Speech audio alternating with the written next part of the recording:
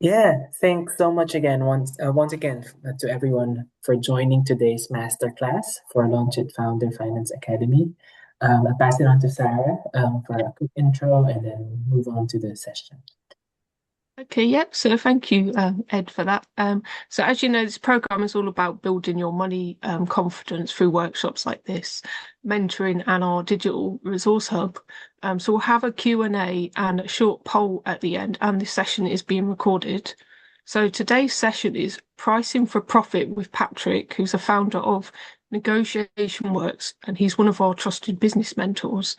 So in this masterclass, you'll learn how to become more confident with pricing your offer from day one so you can increase your profits, avoid burnout, and build a business that lasts.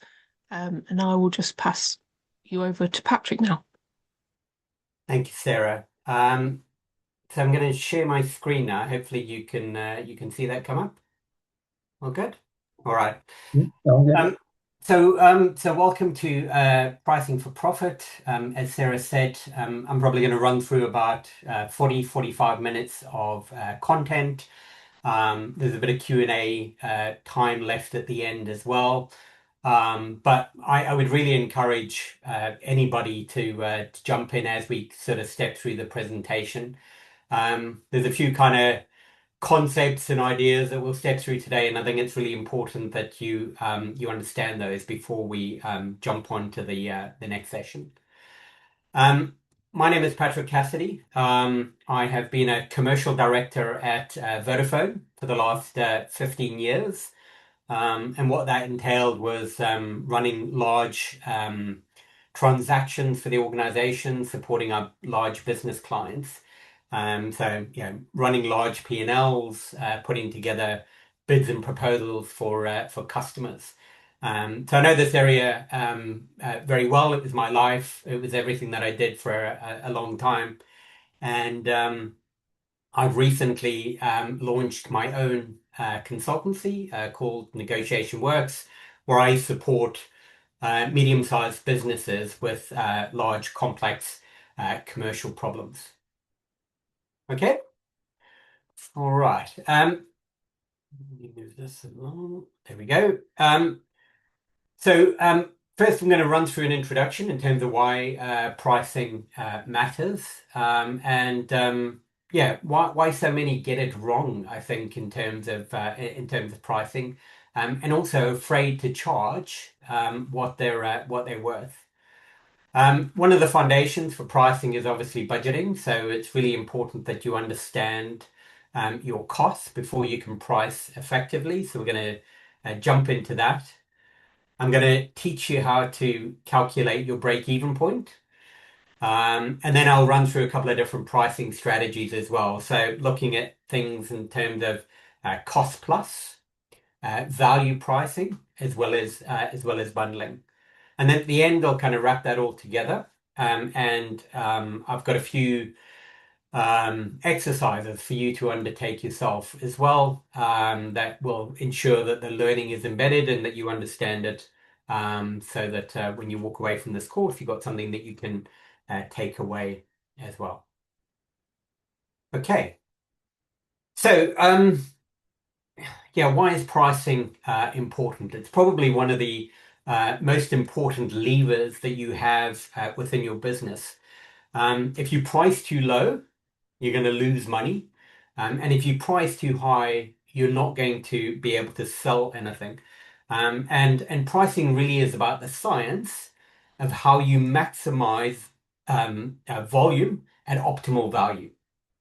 And what that really means is that you want to sell as much as you can for the highest price that you can in order to generate the most profit. And profit is what business is all about. And that is your objective in running a business, is to generate a profit.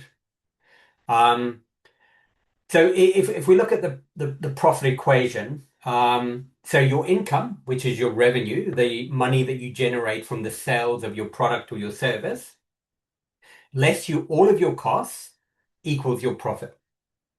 Okay? And then if you look at it from the other perspective, your income is a factor of the price that you charge times your volume. So if you look at that equation there, you can immediately see that there's a couple of levers that you can start to play with to increase your profitability or increase your income across that. And what we're going to do today is we're going to take you through the different components of that so that you understand what it costs you to run your business, and then how you generate more profit through pricing in your business. Now, when I work with founders, there's a couple of mistakes that people generally tend to make. The first one is just copying what your competitors are doing. So it's easy to look across and say, well, someone else over there is selling a similar product for X, and therefore I will sell my product for X. That is one of the things that you should consider when you're pricing a service, but you have no idea what your competitor's position is in terms of their cost base, the other environmental factors that might affect the profitability or the pricing that they will set as well. So it is an important thing to consider, but it shouldn't be the only thing. And if you mimic or copy your competitor's pricing, there is a risk that you're going to overprice or underprice based on where you're operating. The other thing that I see is charging what you would pay for something. So, again, not understanding your customer, but thinking about this in terms of what do I think it's worth? What would I pay for this service? And your own environment as well will influence how you will value something that you might purchase. And then the most important thing that or sort of mistake that I see is forgetting to price in your own time, valuing your time as a founder in a business and costing that into the product or the service that you're selling. And I've got a few examples as well to show you how that works and how we work through that and help you to price that into the product or service that you're selling. Now, some of the issues that creates with your customer is that if you underprice something, they might perceive that as being low value. So a customer might look at something and see that it is cheap relative to other options in the market, and they might think that there's something wrong with it, that relative to other options that it can buy in the market, that it must be low quality versus what else they can buy. It could be exactly the same thing, but that price actually signals to the market. You also train your customers what to expect. We talk about something called anchoring in pricing, and the price that you set anchors your customer to what something is worth. And then whatever you do with your pricing beyond that, they will always reflect back to that original price. And then you also need to think about the market that you're operating in, because premium pricing, if that's the market that you're operating in, may attract a better client who is less price sensitive, who is willing to pay more for the service that you're providing or the product that you're selling. So what I want you to think about is, can you run your business sustainably at the rate that you're selling, which is very important. You should test and learn. It's important that you iterate with your pricing on a regular basis. You'll be surprised how many customers will continue to pay for your service at a higher price. And remembering as well the value of your time. And having 10 clients paying £100 beats 20 clients at £50. You're getting the same outcome for half the work, half the product, half the cost. So, small changes in the pricing of your service can have a significant impact on the profitability of your service. So pricing really is a strategy. It's not guesswork. You need to really understand your cost base. You need to understand your market. You need to understand your competitors. You need to understand whether or not you have a premium product or there's something that you can differentiate that allows you to charge more for your service. Okay. So pricing is a strategy. Underpricing kills businesses because you lose money. Pricing increases have a massive leverage on profit. And I'll show you how a small price increase can drop all the way down to profit by doing nothing else. And it's important that you set the value and you signal to the market what you're worth. Any questions before I move on from there? No? All clear? Okay. So I think, as I said in the introduction, understanding your cost base is super important for pricing.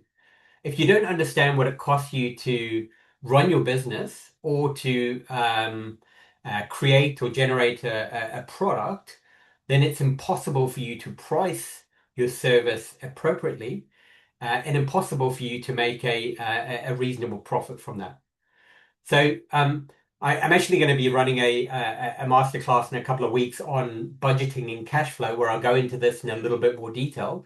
But I would say from here that the most important thing that you need to do is track every expense that you have within your business. Even the smallest expense, if it's directly related to running your business and can be justified in terms of running your business, you need to track it. And then you need to put it into a budget. And you need to be able to then sum that up so that you understand the cost of creating a product. Now, there's two types of costs in running a business. The first one is a variable cost, and the second one is a fixed cost. Now, a variable cost is something that changes with every product that you sell. Now, they think about the materials to create your product. So if you have to buy a material to create a product and then sell that product, so for every product that you sell, your material cost goes up. So that's a variable cost. You then have operating expenses or fixed costs, and that's things that don't change. So if you think about office rent, for instance, your office rent will be static. You have to pay that every month regardless. So that's a fixed cost. And why that's important is that, you know, the profit that you make on selling your product has to cover your fixed costs before you get to a break-even point. So understanding for every unit that I sell, what is my cost per unit, which is my variable cost, and then what are my fixed costs that I need to cover through the profit on the products that I sell in order to be able to generate a profit. I'll stop there for a minute just to make sure that that kind of lands and that it makes sense. I'm seeing some nods, so I'm assuming that it is. So if you look at the budget on the left-hand side, you've got your revenue or your income, which is, let's say, for argument's sake, £1,000. Your variable costs are £465, which is made up of material, direct labor costs, raw material, transport, etc. And that gives you then what you call gross profit. And your gross profit is your income less your cost of selling, creating that product or service. That gives you gross profit or gross margin. Your operating expenses, which sit on top of that, are then your fixed costs. So, things like marketing, office rent, shipping costs, salaries, which could be your cost. Remember in the previous slide, I said it's really important that you build your cost into this. And why your cost is important is something that we call opportunity cost. Now, opportunity cost means that if I do this one thing over here, it means that I can't do this other thing over here. So you're comparing those two things. And if you think that your time could be spent doing something else, you could be working in another job. And I would say that you use kind of minimum wage as a proxy if you don't have anything else to use in this. So if you were to look at minimum wage and say, I could earn X amount of money if I spent this amount of time doing other work. Well, then you need to build that into here to say that my time is worth that value within the business because I'm trading my time for this work to generate this profit. And if you're not generating more profit than what you think your time is worth in the market, then you have to consider whether or not this is making enough money to sustain you. And therefore, you need to, adjust some things in order to make sure that it does make you more money than your time is worth doing something else. So I would always say that you need to cost your time into this. And it's important as well from a variable cost perspective that you cost your time in that because one of the things that I see a lot of is um, a product or service might take an hour to create, and another product and service might take 2 or 3 hours to create. But people are charging the same price for both of those elements, even though one is taking 3 times the amount of time to complete.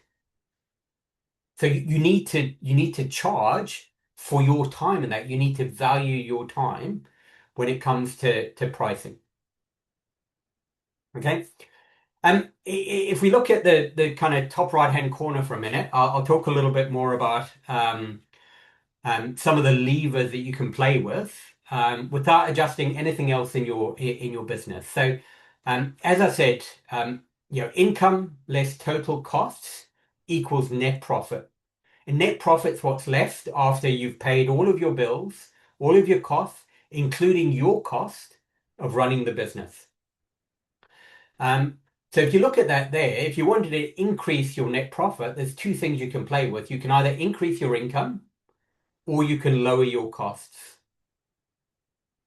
And the only way you can lower your costs is if you understand your costs. So that's why the budget is really important.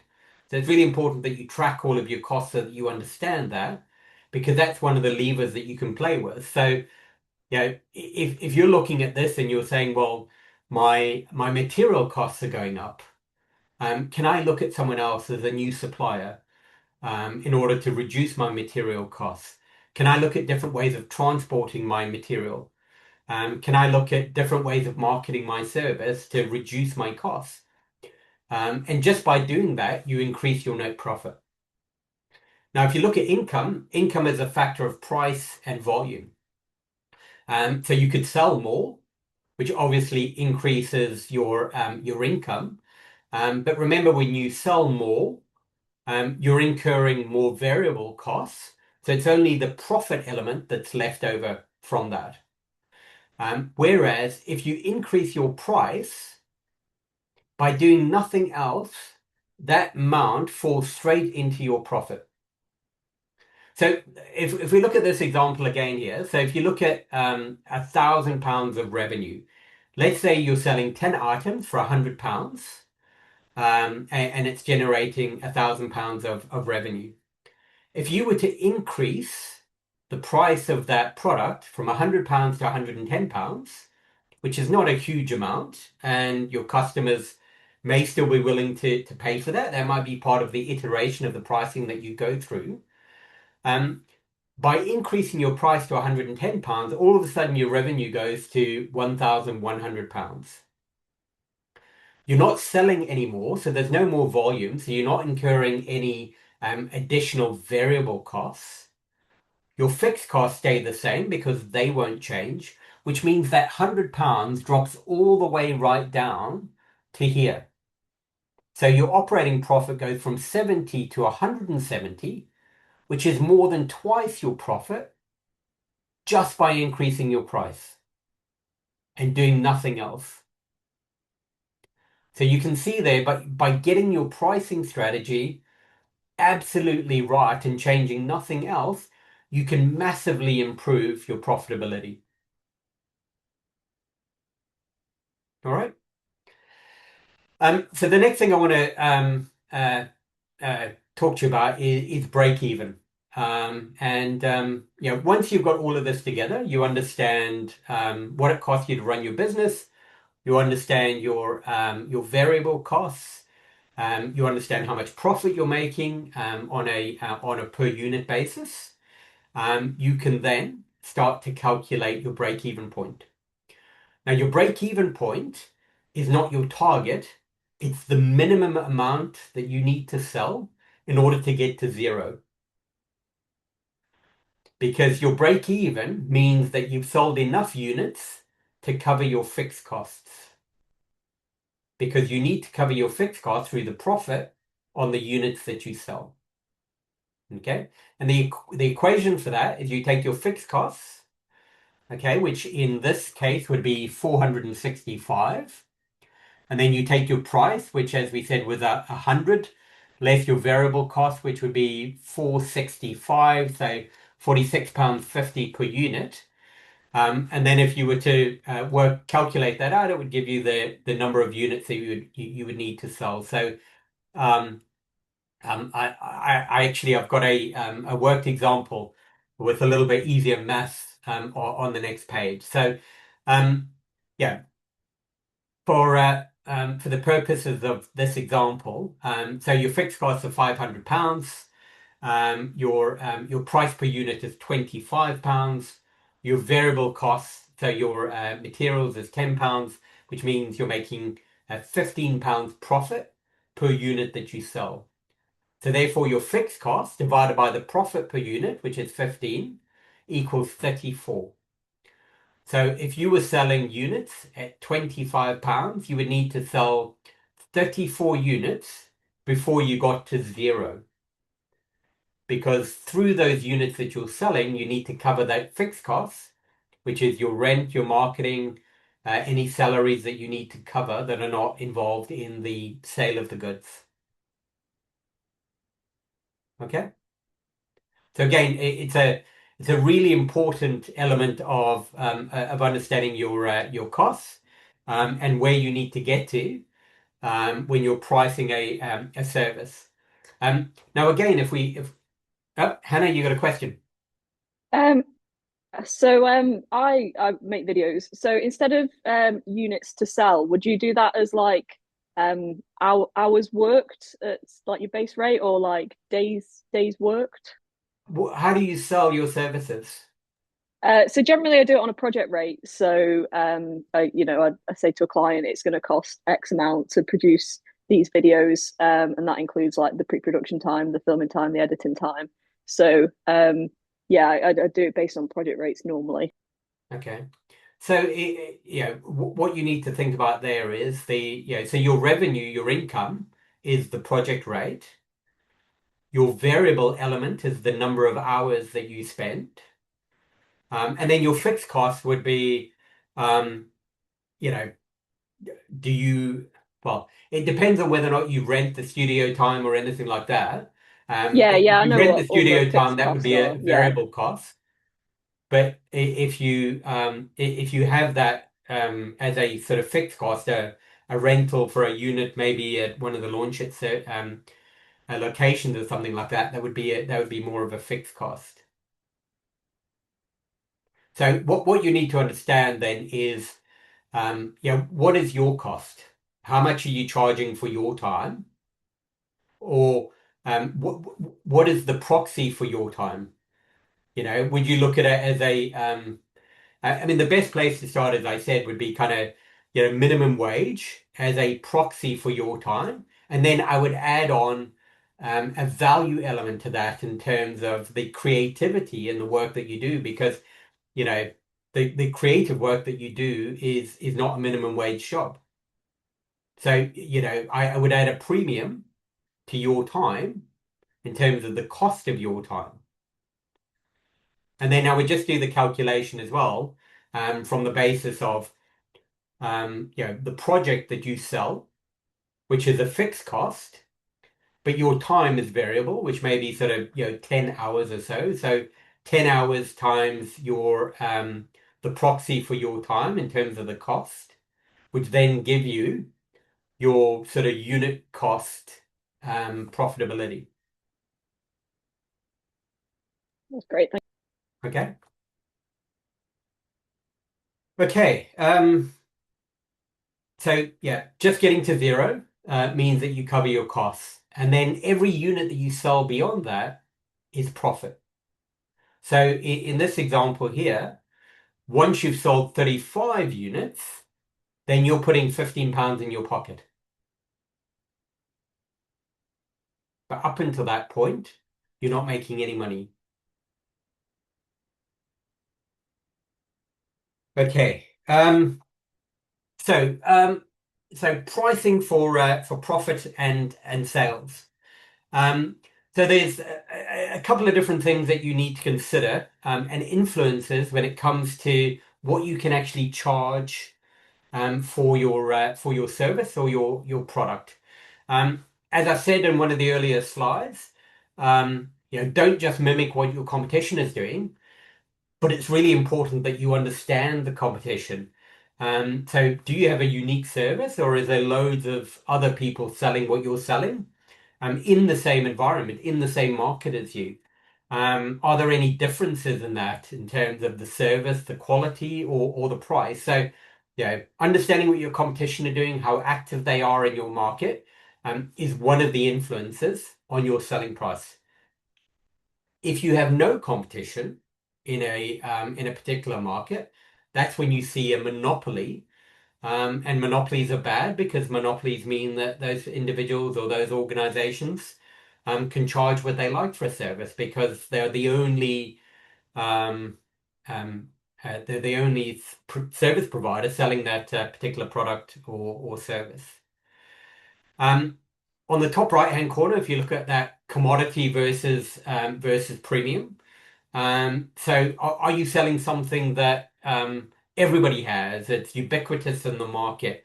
Um, you know, it could be, it could be anything. One of the things I think about is, which is very pertinent at the moment, is fuel.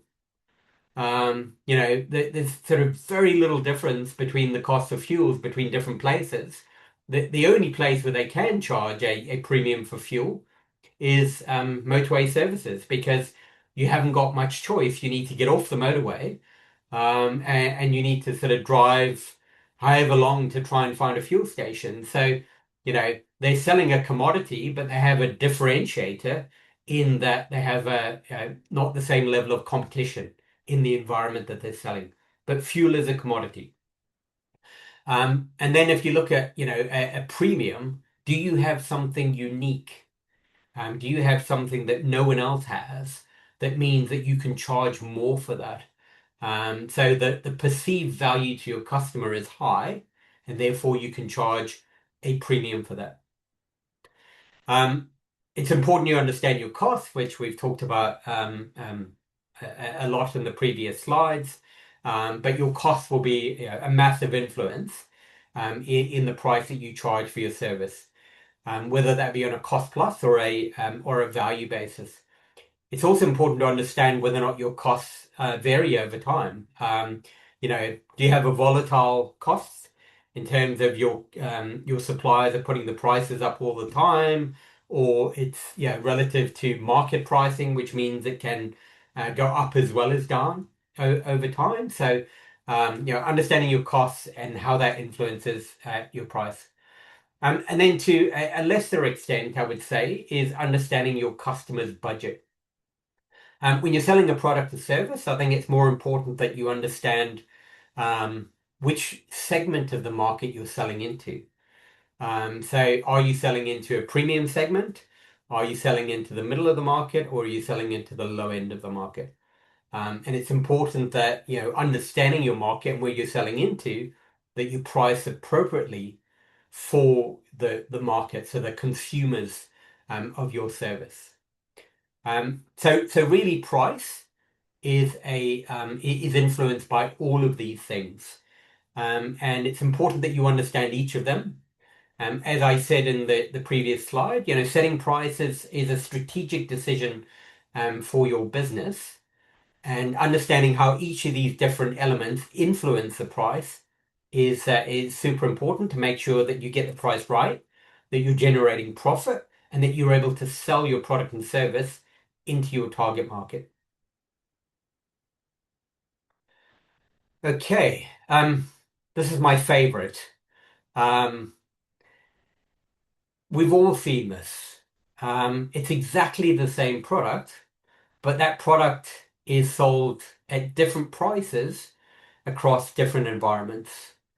Um, why do you think that is, based on the conversation we've had and what you've seen out there? Why do you think an airport departure lounge can charge almost twice the price of the same product and the same packaging as a sort of volume retailer? Because there's no competition and a high demand. Yes, that's exactly it. It's also a bit You're, of a premium location as are well. you are you stuck in the airport? You can't go anywhere. Yeah, So it's that's like it. It's a scarcity sort captured market. Yeah, scarcity is exactly the right word. So, you've got limited choice. You can't go anywhere else. There's limited competition. Um, so they're able to charge a premium for exactly the same thing, just in a different environment. The interesting thing about that, though, that I would say is, don't assume that all of the profit is going to the retailer, because they're in an environment where the airports company is charging a premium for the location in which they're selling. So actually, the profit on that for the retailer in that environment might be exactly the same as the profit for Tesco in a high volume environment, because their operating costs are different. So the rent in an airport departure lounge, I can assure you, is much greater than the rent in a business park. But each of those are different pricing strategies relative to the market in which they're selling and the consumer that they're selling to. Okay, so here's another pricing strategy. This is volume versus value. And I don't know if anybody thinks that the hoodie on the right-hand side costs 10 times as much to make as the hoodie on the left-hand side. And I can assure you that it doesn't. I actually looked at both Primark and Hugo Boss's gross margins. And the gross margin, which if you remember from the budgeting slide, is your income less your variable costs. For Primark, it was 30%, and for Hugo Boss, it was 60%. So their gross profit is much higher from a materials perspective in Hugo Boss versus Primark, but they've created a lifestyle brand and a desirability around their product.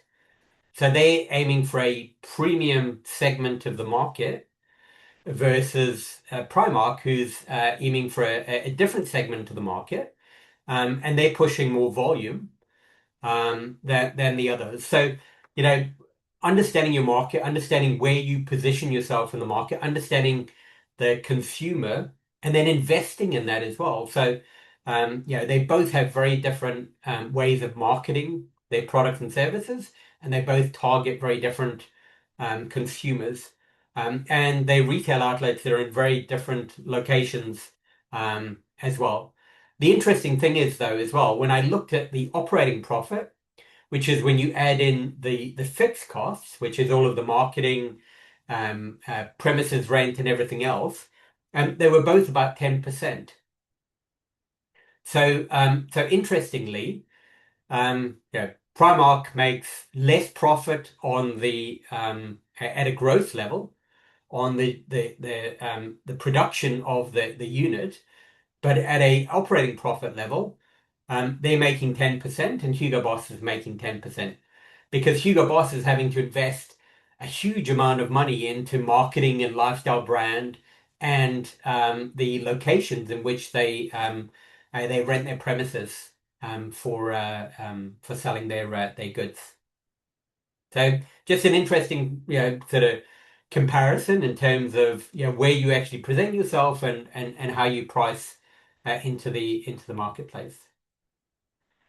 So the last element on pricing strategies is bundling, and everybody likes a good bundle because it creates the perception of, or sorry, it's the perception of value. You see that you're getting more for what you're paying bundled together. And what you do with creating different tiers of pricing with different bundles is you anchor pricing. And anchoring pricing means that you set, £49.99 is the highest bundle with everything included in that. And the consumer looks at better and says, well, that's half the price, and I'm getting, maybe 70% of the services included within that bundle. That seems better value for me. And then nobody wants to take standard at £9.99 because nobody wants to seem that they're going for the cheaper option. So 8 times out of 10, people are going to go for the £24.99 bundle that sits squarely in the middle because they see that as the best value for the bundle of services that they're purchasing. That make sense? Okay, so that's kind of tiered pricing, and how you can sort of package different services together to create the perception of value within the customer base, and also then driving them towards the middle bundle because they see that as the most value for what they're getting. And you can also do this, as I said before, in terms of your time and valuing your time in certain products and services that you sell, where, one product and service might take 2 or 3 times more time to create for whatever reason, and that might be the kind of the middle tier that you create. You can have something that, may take, 2 or 3 times more time than that, which might be the kind of the best position. And this also allows your customers to choose themselves in terms of the price. And again, you might be surprised by some of your customers going for the £49.99 option, because from an affordability perspective, they see that as best value for them. So you really, when you bundle services, you're allowing the customer to make the choice in terms of what they see as perceived value. Okay, how am I doing for time? Okay, we're nearly there. I've got 2 more slides to get through, and then we're done. So, practical strategies that would work for yourself. Always start with cost plus. So understand the cost of running your business, the cost of creating your product, your time included within that. And then look at that from a cost plus perspective, and then make adjustments for value. What do I bring to this? What is my differentiator? What is my creative process? What is my value versus someone else? And can I charge a premium for that? But it's important that you build it up from there. Always talk to your customers about the value that you're creating for them before you jump straight to price. Remember that kind of anchoring strategy as well. So if you present price first and then you try and explain the benefits of that, people are always going to be referencing that back to the price. Whereas if you talk about the value that you create, the problem that you're solving for the customer, and then you anchor that to a price, it's a much better way of presenting that to the customer. It's important that you review your prices on a regular basis. Inflation eats into your profit. So your raw material costs are going up, and I'm sure over the last 12, 18 months, whatever it is that you're buying, whether that be in the supermarket, raw material costs, whatever it is, the people that you're buying from are regularly reviewing their prices and increasing those prices. Everything from fuel duties and consumer costs, etc., labor costs are always being reviewed. So don't just set your pricing once and leave it. Always review it. Review it every 6 to 12 months as a minimum to make sure that you're still making the same profit.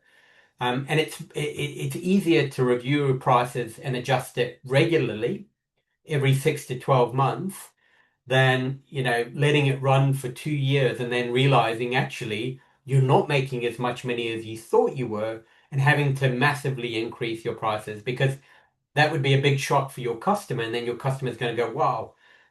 Even though it might be a gradual increase over time, they see that as a big shock.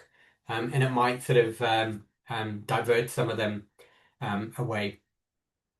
Not everybody is going to be your customer. It's important to understand that not everybody is going to buy your service. Not everybody out there is your target market. Understand that sometimes your customer will think it's too expensive, and they might not be the right fit for you. And that's okay. Sometimes you just got to say, maybe I'm not the right supplier for you. Maybe I'm not the right service for you. But there are people out there that will value your service and that will pay what you're worth. If we look at the top right-hand corner, always apply pricing to new customers first, and it should feel slightly uncomfortable in terms of your pricing. So when you look at your pricing, always kind of maybe set it slightly above where you think it should be, and then test and iterate, particularly with new customers. So when you're looking at increasing your pricing, set your pricing a little bit higher than you would expect, test it out with new customers, and then kind of roll that back into existing customers as well. If 80% of your customers are buying your service without any haggling or any negotiation, then chances are you're underpricing your service. Okay, let that sink in for a bit. Think about it. If people are just accepting the price for what you're selling it at, then you could probably achieve more for what you're selling today. So the key things to take away from this is sell the value first, price second, and always regularly review your pricing, because inflation is eating into your profit all of the time. And you don't have to win every customer. Not everybody is going to be your customer. And there are customers out there that will pay the value for your service. Any questions before I move on? No? Okay. So here's a little bit of an action plan for you to take away and work on. The first thing is understanding your costs. So please, whatever you do, build a little budget. It can be very simple, but it's really important.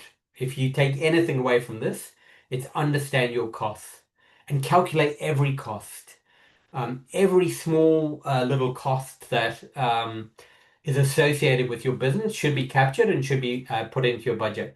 As a sole trader as well, if you're above the thresholds for basic tax, you're going to be paying tax on an expense if you don't include that expense within your budget and within your business. So you should think about it from the perspective that every expense related to your business should be captured and reported if you do meet the thresholds. Otherwise, you're paying tax on profit that's actually an expense. Okay? Then it's important that you set the price for your time and your services, and you build that into your budget as well. Then after that, go and look at your competitors, see what others are doing out there, understand what your service is relative to your competitors. Is it exactly the same? Is it slightly different? Do you solve a different problem? Do you have a premium element to your service that means that you can charge a little bit more? Understand your market. So who are you selling into? What is your customer? What does your customer look like? And what are they willing to pay for your service?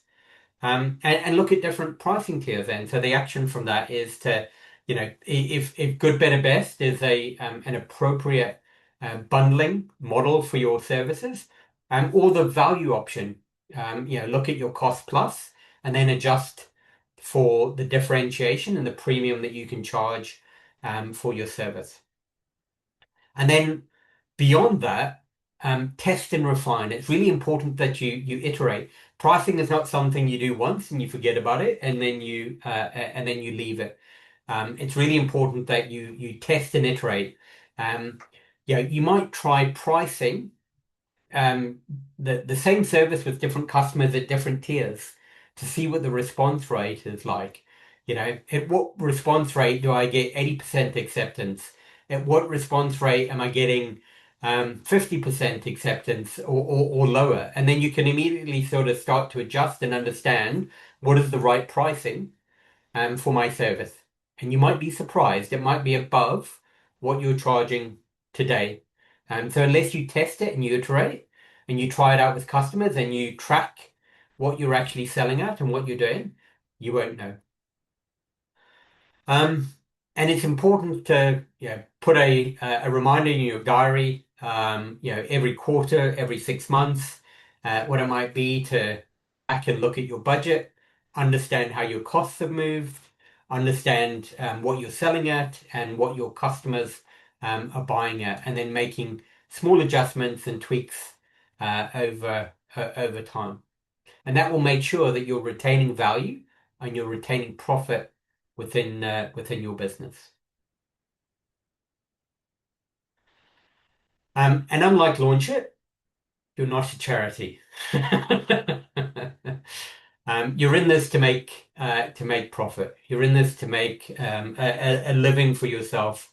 It's really important that you charge what you're worth, and that you value your own time, and you do this for profit. Purpose is also very important, I would say. I think in running a business, I think purpose is very important, but it's important that you balance those two things in terms of profitability, that you have a sustainable business that's making you money, that's generating an income that is sustainable for you at the same time. Thank you. Thank you so much, Patrick. That's really insightful.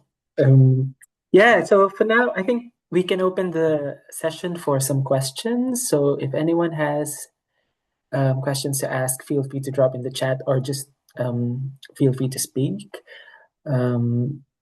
Yes, I think we have one from Sarah. If we can go back a couple of slides where it says about the monthly costs and it says salary in there. I don't know if we can go back to that slide though. Sorry, because I might forget my question without looking at the slide. It's that's the one. Yes, it says no, the one with the 4 boxes. This one? No, sorry, it was the second. This one.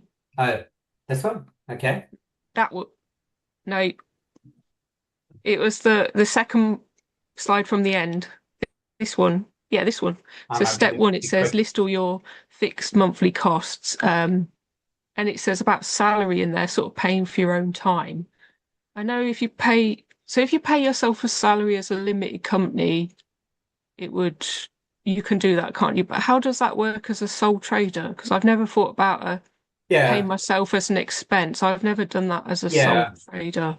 So I'm a bit confused. The way that you so as a sole trader, your income and profit is taxed in an individual capacity. Yeah. So as a sole trader, the profit that you generate from the business, that profit is seen as your net income and you're taxed on that. That's completely separate from valuing your time in the business. Okay. Salary is probably the wrong word there. It's more sort of, the proxy for your time. Okay. So when it comes to your budget over here,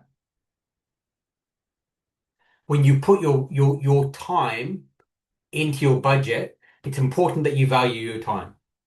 And that's what goes into the costing so that you're pricing appropriately to generate a profit beyond your time. Because yeah,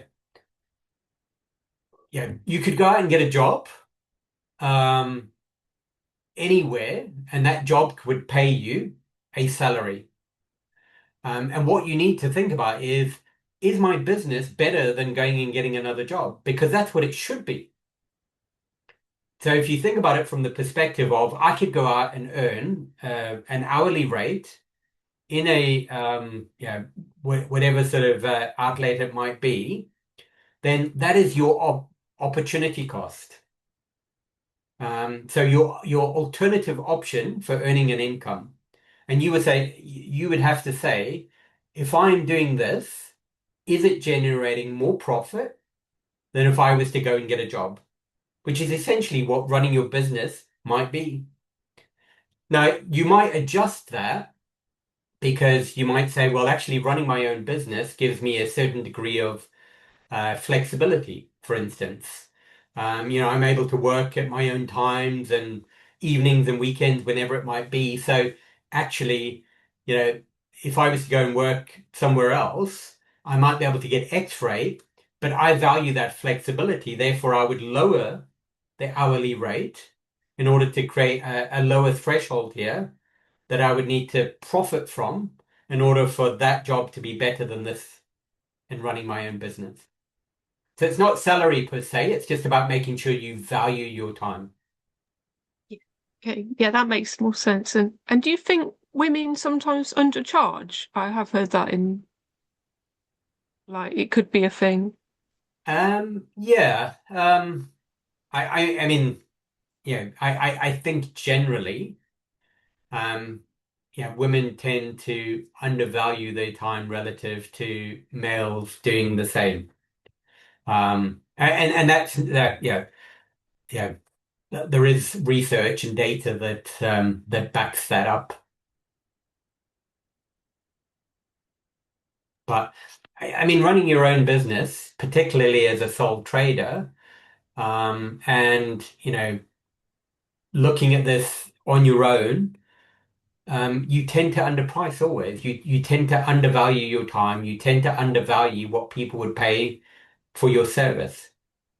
So it's really important to understand your costs and then adjust for the premium that you bring to this. What do you bring to this that no one else can? What is the creativity? What is the premium? What problem are you solving for your customer, which means they're willing to pay more? Thank you. Yeah, it's a lot to think about. Thank you, Patrick. While we wait for other questions, I'm just gonna quickly launch a short poll for all our attendees. If you can just quickly answer it, it's really short, to help us for monitoring purposes and for feedback for the next session. You should be able to see it now. Let me know if you're not able to. Yeah. Any more questions from our attendees?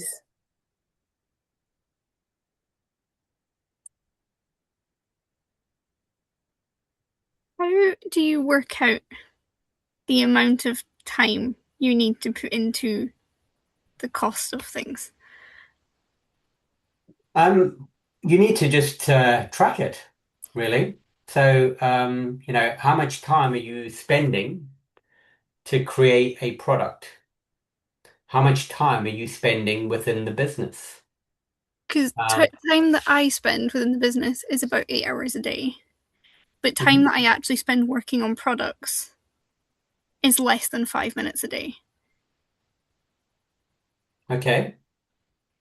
So your cost in terms of your operating expenses would be 7 hours and 55 minutes, and your product cost would be 5 minutes. Okay.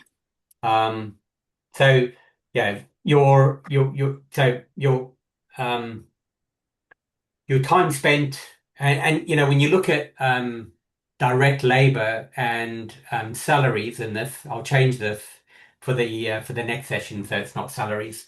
Um, but you might have somebody else working within the business as well alongside you. That's why I put salaries in there as well. But variable costs is the time you spend working on the product, and fixed costs is the time you spend working on the business.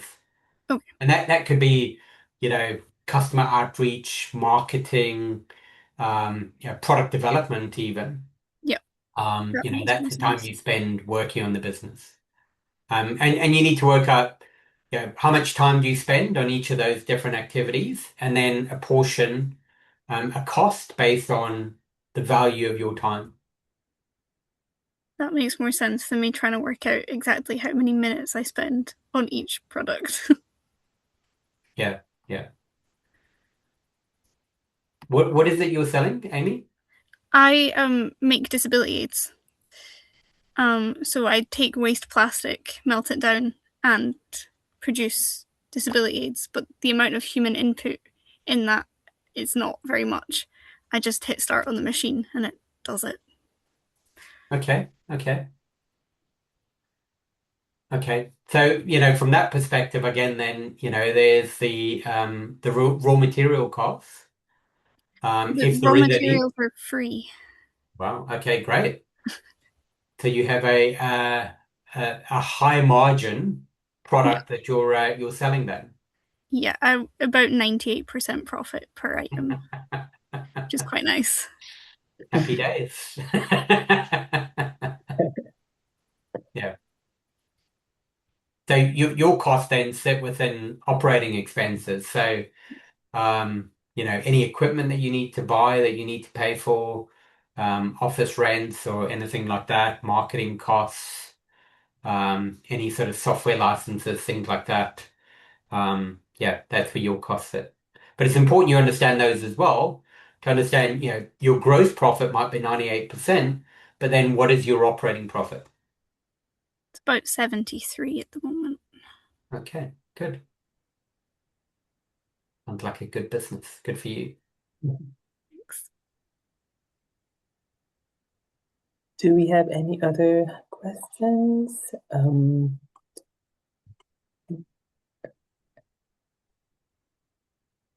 Again, reminder to do the quick poll. And while we just wait for the poll to be completed, I have one question. Because like how there is usually like a trending thing that people tend to gravitate, like build a business on. Like for example, Dubai chocolates, the boom of milk bubble tea, coffee shops, and all that. And people tend to build within, for example, this is like an actual case in the Philippines, like an area where people just started building coffee shops right after the other. Like, so is it, do you adapt? My question is, do you adapt to that price competition, or it's a case of knowing your value and then maybe you're not in the right place? And so it's a question of not a price, but like of moving a different problem to solve. Yeah. Well, I think there's a couple of things in that. The first one is what we call first mover advantage. So, Mm. things like the Dubai chocolate, it came out of nowhere. There was one person or one organization that was selling that. There was huge demand, and they were able to profit from that. And generally, what happens is, they capture a lot of the profit up front, and then other people see that there's a huge demand for this. So then they will then enter the market. And because there's now an oversupply of the same product or service, the price will come down, which means the profitability of those products and services will come down. And some people that enter late into that market might not make any money because they're too late in their investment in the product or service, might mean that they don't recover enough profit because the price is coming down and their costs of actually getting to the market is too high. So once you get to that position, you have saturation, and then it becomes unprofitable to run those businesses. And what you have then is you have failure. So people will go out of business because they're not able to generate profit to sustain. And you might have a situation then where a few of those early companies that have stored profit within their business might be able to see it out until the others fail, and then they continue. Or it might just completely disappear. It depends on the situation. But in the coffee shop environment, if there's lots of other coffee shops coming up around you, then the pricing will sort of equalize across those. Because if there's only one coffee shop, then depending on where you are and the level of competition, you could charge a premium for that.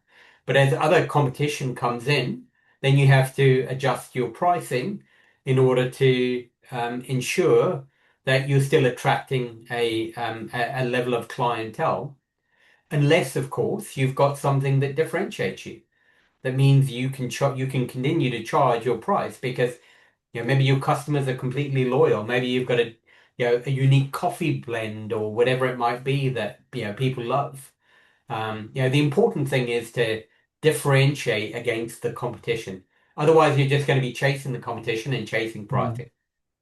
Yeah. Thanks for that, Patrick.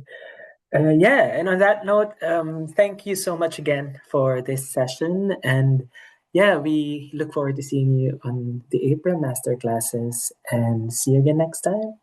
Great. Thank you. Yeah. Thank you. Thank you. Bye. Bye-bye.